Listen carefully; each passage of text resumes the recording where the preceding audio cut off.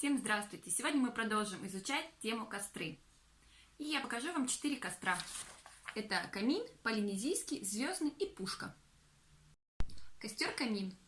Так же, как и костер-колодец, этот костер используется для приготовления пищи.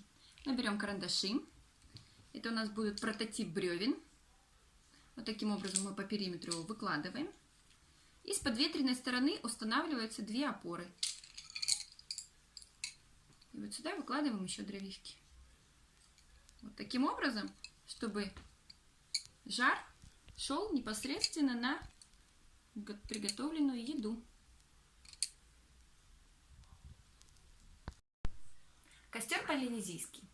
Наверное, один из самых простых костров в запоминании, потому что он единственный, который раскладывается на глубине ямы. Для чего это делается? Если есть возможность раскопать яму при очень ветреной погоде, он обеспечит хорошее приготовление пищи, так как жар не будет покидать это место ямы. То есть мы вот представим, что руки это яма, накладываем туда дров, причем таким образом, опять же, чтобы оно обеспечивало приток кислорода, и сюда рядом с ним ставим кастрюльку. Таким образом, весь жар, который будет исходить от этих поленьев, он никуда не уйдет, и он будет находиться внутри этой ямы. Костер звездный.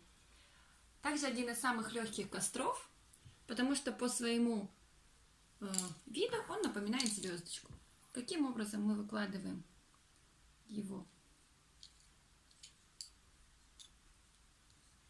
Здесь она загорается, и по мере прогорания мы можем подвигать бревнышки.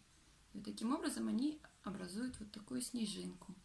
Очень подходит для вечерних посиделок около костра, когда у нас несколько крупных бревен и несколько мелких. И крупное бревно по мере прогорания мы подвигаем ближе. Костер-пушка.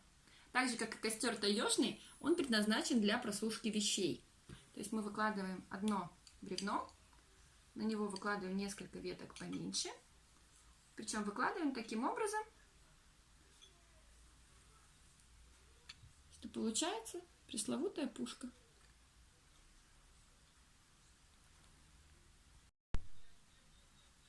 А теперь домашнее задание по 2 пройденным темам. Назовите мне виды костров для приготовления пищи, виды костров для просушки вещей, а также костер, который необходимо разжечь для того, чтобы подать сигнал бедствия.